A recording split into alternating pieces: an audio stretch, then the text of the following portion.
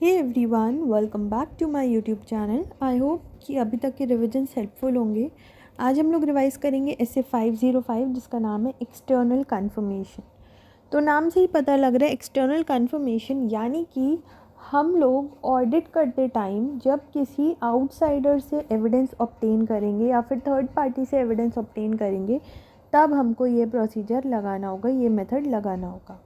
तो ये वाला जो ऐसे है ये उसी के साथ डील करता है कि जब ऑडिटर एक्सटर्नल कन्फर्मेशन प्रोसीजर्स को यूज़ करता है टू ऑब्टेन ऑडिट एविडेंस। अब आपको ना कुछ डेफिनेशंस जो है वो अच्छी तरह से पता होना चाहिए बिकॉज इन्हीं पे ही क्वेश्चंस भी आते हैं। सबसे पहले तो what is the definition of external conformation. तो एक्सटर्नल कन्फर्मेशन एक ऑडिट एविडेंस है जो ऑडिटर एक डायरेक्ट रिटन रिस्पॉन्स लेता है थर्ड पार्टी से या फिर उस पार्टी से जो कन्फर्मिंग पार्टी है। थर्ड पार्टी का मतलब वो पार्टी जो पार्ट नहीं है ऑर्गेनाइजेशन का, कोई और बाहर से है, राइट। तो ऑडिटर क्या करता है, उनसे रिटन रिस्पॉन्स लेता है डायरेक्टली, तो उसको हम बोलते हैं एक्सटर्नल कन्फर्मेशन। अब यहाँ पर दो सिनेरियोज हो सकते हैं। एक तो ये है कि कन्फर्मिंग पार्टी रिस्पॉन्ड करेगी कि जो भी ऑडिटर ने उससे पूछा है वो उससे अग्री करी है या नहीं करी है, तो उसको हम बोलते हैं पॉजिटिव कन्फर्मेशन रिक्वेस्ट। यानी कि एक रिक्वेस्ट जो हम कन्फर्मिंग पार्टी से ले रहे हैं कि आप हमें डायरेक्टली बता दो that whether confirming party agrees और disagrees with the information in the request और प्रोवाइडिंग द रिक्वेस्टेड इन्फॉर्मेशन। मतलब अगर ऑडिटर ने कुछ पूछा है तो वो requested information with the information in the request, and अगर ऑडिटर ने कुछ इन्फॉर्मेशन मांगी है तो क्या थर्ड पार्टी वो इन्फॉर्मेशन ऑडिटर को देने के लिए रेडी है या नहीं, अग्री कर रही है या डिसअग्री कर रही है। तो जो भी कुछ है आपका हाँ है या ना है आप बता दो, that is positive confirmation request.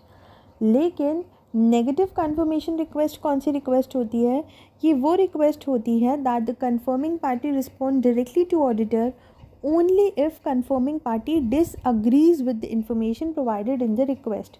यानी कि अगर कन्फर्मिंग पार्टी की तरफ से नेगेटिव आंसर होता है कि नहीं नहीं ऐसा तो कुछ है ही नहीं जो इन्फॉर्मेशन में लिखा है, या फिर कुछ भी उसका नेगेटिव आंसर होता है, तब वो क्या देती है, नेगेटिव इन्फॉर्मेशन रिक्वेस्ट देती है, नेगेटिव कन्फर्मेशन रिक्वेस्ट वहाँ पर होती है।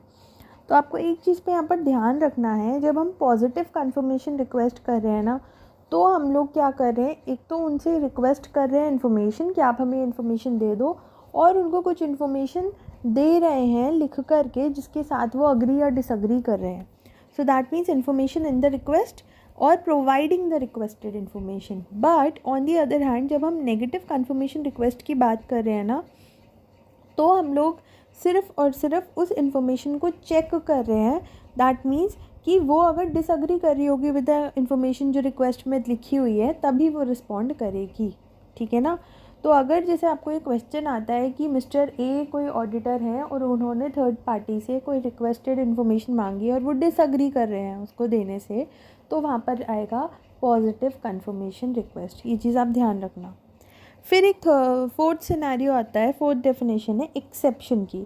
एक्सेप्शन का मतलब क्या है, response that indicates a difference between information requested to be confirmed and information provided by the confirming party.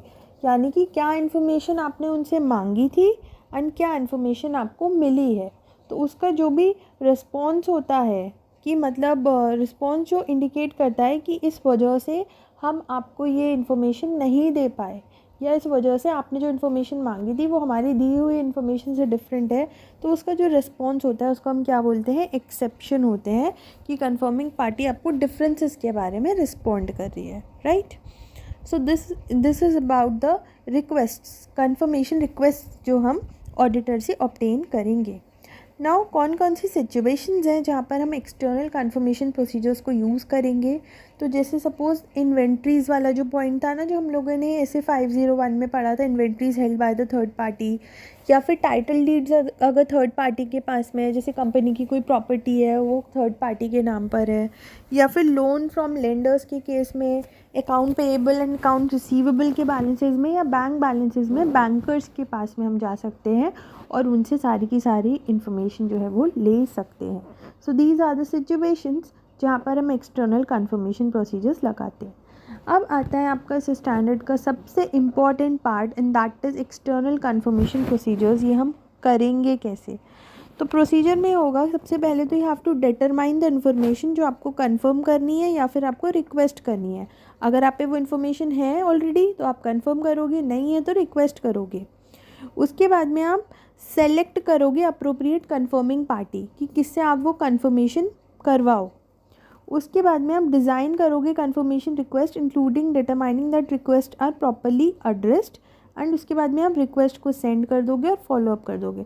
तो मतलब आप एक तरह से कंफर्मेशन रिक्वेस्ट डिज़ाइन करोगे। आप किसी क्वेश्चन आयर की फॉर्म में भी कर सकते हो, MCQ की फॉर्म में भी कर सकते हो, किसी भी फॉर्म में मतलब आप डिज़ाइन करोगे एंड उसके बाद में आप उन्हें भेज दोगे एंड फॉलोअप भी करोगे फिर।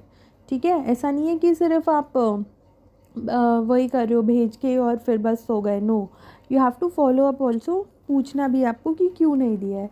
हाँ, जिस भी टाइप की कंफर्मेशन रिक्वेस्ट होगी वो उस अकॉर्डिंग आपको रिस्पॉन्स आ जाएगा उसमें। ठीक है ना।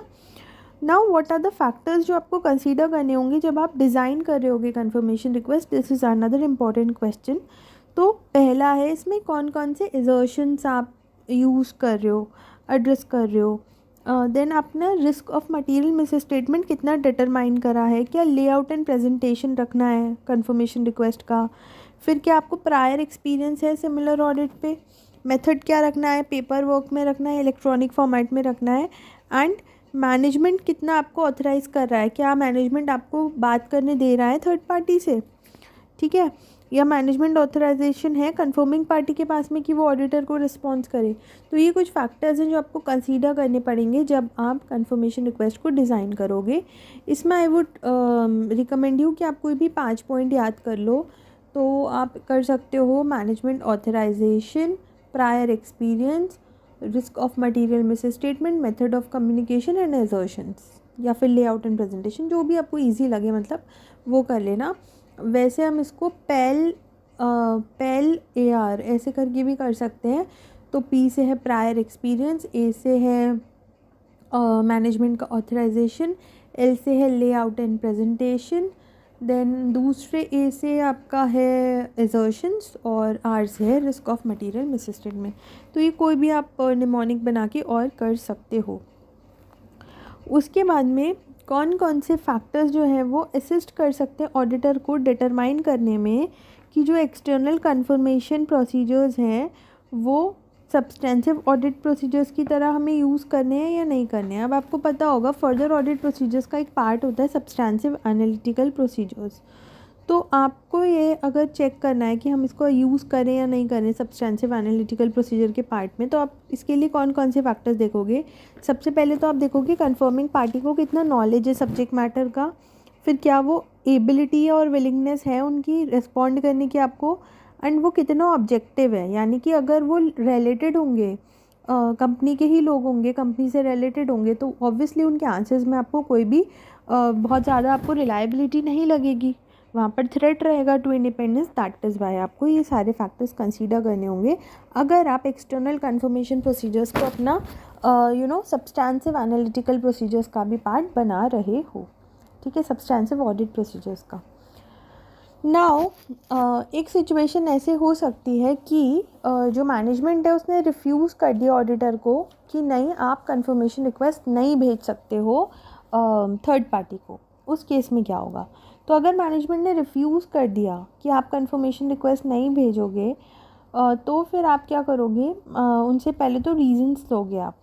ठीक है, तो if management request not to seek information due to some reasons, तो फिर ऑडिटर क्या करेगा, इंक्वायर करेगा कि भैया रीज़न क्या है, क्यों रिफ्यूज़ कर रहे हो। Right, so inquire regarding management reasons for refusal and seek करो एविडेंस भी कि वो जो बोल रहे हैं वो झूठ तो नहीं बोल रहे हैं। ऑडिट एविडेंस भी उनसे उनके मतलब रीजंस लो एंड उसका एविडेंस भी लो। उसके बाद में इवैल्यूएट करो कि क्या इम्प्लीकेशन रहेगा अगर आपने नहीं कंफर्म करा थर्ड पार्टी से, क्योंकि आपने जो risk of material miss statement निकाला होगा उसके हिसाब से आपने प्रोसीजर्स डिसाइड करे होंगे। तो आप ये देखो कि क्या उसका इम्प्लीकेशन रहेगा, कितना रिस्क ऑफ फ्रॉड है एंटिटी में, कौन कौन से अदर ऑडिट प्रोसीजर्स आप लगा सकते हो और ऑल्टरनेट प्रोसीजर्स फिर लगाओ एंड अगर आपको लग रहा है कि आप जो रिफ्यूज़ल की वजह से ऑडिट एविडेंस ऑब्टेन ही नहीं कर पा रहे हो, तो इस बारे में आप TCWG को बताओ एंड उनके इम्प्लीकेशंस भी बताओ कि ये ऑडिट पे आएंगे, एंड अगर ऐसे ऐसे रहा ना तो ये इम्प्लीकेशन ओपिनियन पे आएंगे। जैसे कि सपोज़ आप उन्हें ये बता सकते हो कि अगर हमें sufficient and appropriate audit evidence नहीं मिला तो यहाँ पर हमें क्वालिफाइड डिस्क्लेमर ऑफ ओपिनियन देना पड़ सकता है। तो ये चीज़ें आप TCWG के साथ डिस्कस करो, फिर जैसा भी वो लोग बोलेंगे उस अकॉर्डिंग अपने ऑडिट प्रोसीजर्स को प्रोसीड करना। ना रिज़ल्ट्स क्या होंगे एक्सटर्नल कन्फर्मेशन प्रोसीजर के? रिज़ल्ट्स ये रहते हैं एक्सटर्नल कन्फर्मेशन प्रोसीजर के कि नॉन रिस्पॉन्सेज हुए तो ऑडिटर जो है वो ऑल्टरनेट ऑडिट प्रोसीजर्स करेगा। अगर एक्सटर्नल कन्फर्मेशन से कोई आपको रिस्पॉन्स ही नहीं आया, उस केस में आप क्या करोगे? ऑल्टरनेटिव ऑडिट प्रोसीजर्स करोगे। अगर एक्सेप्शन आया, एक्सेप्शन मतलब जो इन्फॉर्मेशन आपने मांगी थी उसके अलावा कोई और मिली है, तो फिर ऑडिटर क्या करेगा? इन्वेस्टिगेट करेगा एक्सेप्शन के बारे में कि क्या ऐसा तो नहीं है कि ये इंडिकेटिव है ऑफ द मिस स्टेटमेंट्स। उसके बाद में अगर आपको रिप्लाई आ जाता है of the positive confirmation request, तो फिर उसमें क्या करोगे? आप जो हो पॉजिटिव कन्फर्मेशन रिक्वेस्ट को यूज़ करोगे। तो आप देखोगे कि जो भी रिस्पॉन्स है पॉजिटिव कन्फर्मेशन रिक्वेस्ट का, क्या वो रिलायबल ऑडिट एविडेंस दे रहा है। अगर वहाँ पर रिस्क है, कन्फर्मिंग पार्टी ने मतलब बिना वेरीफाई करे और आपको रिप्लाई कर दिया है, इन्फॉर्मेशन को वेरीफाई करे, तो ऑडिटर उस रिस्क को रिड्यूस कर सकता है by using positive confirmation request that do not state amount and ask confirming party to fill और other information. However, use of blank confirmation request may result in lower responses। अब देखो positive confirmation request में ये लोग ये बोल रहे हैं कि आपको जो हो आप यूज़ तो कर सकते हो पॉजिटिव कन्फर्मेशन रिक्वेस्ट के रिस्पॉन्स को अपने ऑडिट एविडेंस में, लेकिन यहाँ पर रिस्क है कि पॉजिटिव कन्फर्मेशन रिक्वेस्ट जिससे भी आपने ली, उन्होंने आपको रिस्पॉन्स तो दे दिया बट उन्होंने बिना वेरीफाई करे इन्फॉर्मेशन को दे दिया। जैसे आप सपोज उनसे कन्फर्म कर रहे हो कि क्या इस एंटिटी में 10 लाख की इन्वेंट्री है, और कन्फर्मेशन पार्टी जो इससे भी आप ले रहे हो थर्ड पार्टी, उसके पास में इन्वेंट्री है उस एंटिटी की, तो उन लोगों ने क्या करा ना, मतलब आलसी लोग थे, उन्होंने हाँ कर दिया, उसको येस कर दिया उन्होंने। तो वहाँ आपको ना डाउट रहेगा कि यार मैंने 10 लाख लिख कर दे दिया था, तो कहीं ऐसा तो उन्होंने बिना देखे ही येस बोल दिया हो। तो उस केस में आप पे ये ऑप्शन है कि आप एक ब्लैंक छोड़ सकते हो, आप उन्हीं को ही बोल दो कि आपको वो फिल करके दे दें कि कितना अमाउंट का वहाँ इन्वेंट्री है। नाउ यहाँ पर ये लोग ये बोल रहे हैं कि अगर आप बस ये है ब्लैंक्स ज़्यादा छोड़ते हो ना कन्फर्मेशन रिक्वेस्ट में, तो लोअर चांसेस रहते हैं रिस्पॉन्स के। वो लोग बोलेंगे यार कौन देखे कौन भरे, तो देयर में be lower chances of that. उसके बाद में आता है नेक्स्ट जो कि है नेगेटिव कन्फर्मेशन रिक्वेस्ट। तो नेगेटिव कन्फर्मेशन रिक्वेस्ट तभी आता है जब वो लोग क्या करते हैं, वो लोग डिसअग्री करते हैं। तो नेगेटिव कन्फर्मेशन रिक्वेस्ट जो है ना वो लेस परसुएसिव एविडेंस देती है then the positive confirmation request, क्योंकि यहाँ पे वो जनरली बस डिसअग्री कर देते हैं, मतलब वो देते ही नहीं हैं आपको एक तरह से। ये जो है वो तभी रिस्पॉन्ड करते हैं अगर वो डिसअग्री कर रहे होते हैं इन्फॉर्मेशन के साथ में, वरना वो आपको रिस्पॉन्स ही नहीं करते हैं, राइट। तो इस वजह से ऑडिटर इसको सोल ऑडिट प्रोसीजर्स की तरह यूज़ नहीं कर सकता अनलेस उसको ऐसा लगता है कि इस एंटिटी में तो बहुत low risk of material miss statement है एंड इसी से ही मेरा जो है काम चल जाएगा। पॉपुलेशन जो है ऑफ आइटम्स वो उसमें भी बहुत स्मॉल आइटम्स हैं, बहुत लो एक्सेप्शन रेट है, एंड ऑडिटर जो है वो अवेयर नहीं है ऑफ द कंडीशंस जो that cause recipient to disregard such request. तो उस केस में आप तभी उसको यूज़ करोगे जब आपको जो लग रहा है बहुत ज़्यादा वहाँ रिस्क वगैरह नहीं है। देन अगर आपको फेलियर है to receive response to a negative confirmation request, तो it does not indicate anything clearly. Confirming party may be more likely to respond if information in request is not in their favor and less likely to respond otherwise. तो negative confirmation request का जैसे essence ही ऐसा है कि तभी वो लोग respond करेंगे अगर वो डिसअग्री कर रहे होंगे, तो there are very lower chances कि अगर वो लोग अग्री कर रहे होंगे तो वो आपको रिप्लाई करेंगे। तो इस वजह से नेगेटिव कन्फर्मेशन रिक्वेस्ट से कभी भी आपको एक बहुत ज़्यादा कॉन्फिडेंस नहीं आ पाता, it does not indicate anything very clearly. तो ये लोग यही चीज़ बोल रहे हैं। देन आता है reliability of responses to confirmation request कि क्या ऑडिटर को रिलाई करना चाहिए या नहीं करना चाहिए इन रिप्लाइज़ के ऊपर, इन रिस्पॉन्सेज के ऊपर। तो अगर ऑडिटर को डाउट होता है तो उसको फर्दर एविडेंस ऑब्टेन करना चाहिए। अब डाउट उसको क्यों हो सकता है? अगर उसको इनडायरेक्टली किसी ने लिया है लाके, या फिर appeared not to come from intended confirming party, जिससे मांगा था उसने नहीं दिया या फिर उसको इनडायरेक्ट मोड से मिला।